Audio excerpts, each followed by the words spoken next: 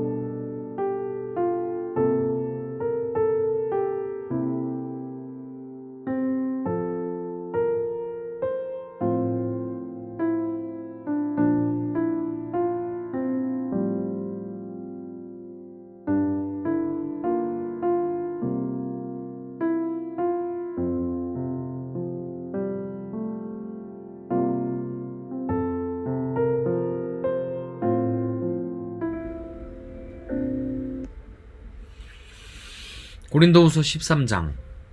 이번에 가면 세 번째 여러분을 방문하는 것입니다. 모든 사건은 두세 증인의 증언으로 확증해야 한다는 말씀이 있습니다. 내가 두 번째 방문했을 때 말했던 것처럼 지금 떠나 있는 동안 여러분에게 말씀드리겠습니다. 전에 죄를 지은 사람들과 나머지 사람들에게 경고하는데 내가 이번에 가면 그들을 용서하지 않겠습니다. 그것은 여러분이 그리스도께서 나를 통해 말씀하신다는 증거를 요구하고 있기 때문입니다. 그리스도께서는 여러분을 대할 때 약하지 않으셨습니다. 그분은 여러분 안에서 능력을 발휘하십니다. 그리스도께서는 약하셔서 십자가에 달려 돌아가셨으나 하나님의 능력으로 살아계십니다.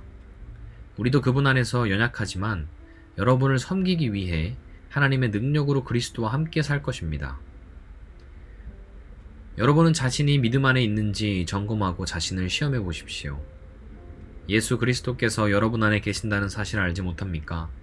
이것을 모르면 여러분은 시험에서 불합격한 사람들입니다. 나는 우리가 불합격자가 아니라는 것을 여러분이 알아주기를 바랍니다. 우리는 여러분이 악한 일을 행하지 않게 해달라고 하나님께 기도합니다. 이는 우리가 시험에서 합격했다는 것을 보이기 위함이 아니라 비록 우리가 시험에 떨어진 것처럼 보일지라도 여러분이 옳은 일을 행하도록 하기 위해서입니다. 우리는 진리를 거슬러 가면서 할 수 있는 것은 아무것도 없고 오직 진리를 위해서만 일합니다. 우리가 연약해도 여러분이 강하면 우리는 기뻐합니다. 우리는 여러분이 온전해지기를 기도합니다. 내가 여러분을 떠나 있을 때 이런 내용의 편지를 쓴 이유가 여기 있습니다. 즉, 내가 여러분들에게 가서 일을 처리할 때 주님께서 내게 주신 권세를 가지고 여러분을 엄하게 다루지 않기 위해서입니다. 주님께서 내게 주신 이 권세는 여러분에게 덕을 세우라고 주신 것이지 여러분을 넘어뜨리라고 주신 것이 아닙니다. 성도 여러분, 마지막으로 인사를 드립니다. 기뻐하십시오. 온전하게 되십시오. 서로 위로하십시오. 같은 마음을 가지고 서로 화목하십시오. 그러면 사랑과 평강의 하나님께서 여러분과 함께 하실 것입니다. 거룩한 입맞춤으로 서로 인사를 나누십시오. 모든 성도들이 여러분에게 문안을 드립니다. 우리 주 예수 그리스도의 은혜와 하나님의 사랑과 성령의 친교가 여러분 모두에게 있기를 바랍니다. 아멘.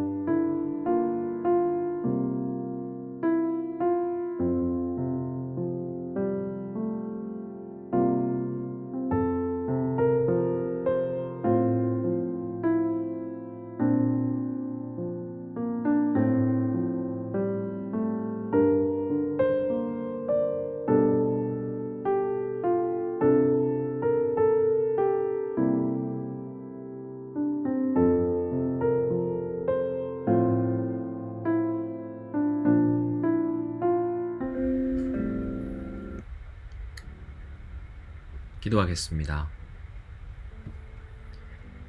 주 예수 그리스도의 은혜와 하나님의 사랑과 성령의 교통하심이 너희 무리와 함께 있을지어다. 아멘. 사랑해 주님 감사합니다. 오늘도 우리가 함께 하나님의 말씀을 보았습니다. 우리가 꾸준히 열심히 하나님의 말씀을 보아서 오늘 벌써 고린도 후서까지 마무리를 하였습니다.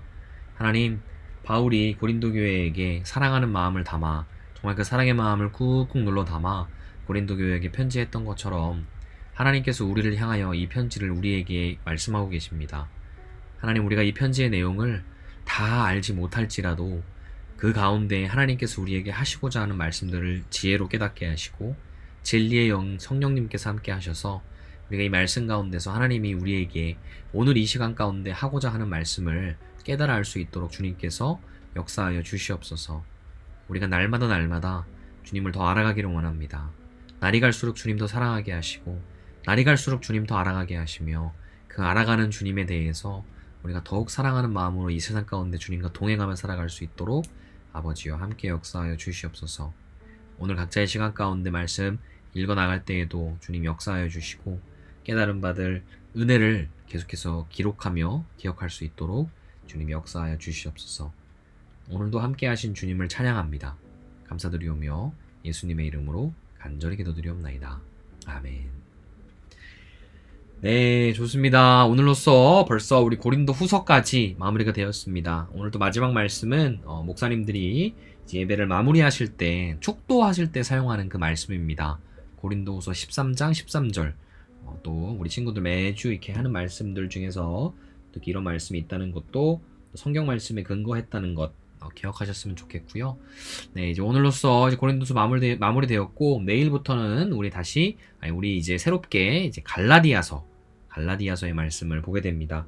네, 또 갈라디아서도 로마서 못지않게 복음에 대해서 바울이 정말 열심히 기록을 해두었는데 갈라디아서 2장 20절 같은 경우에는 정말 유명한 구절이죠.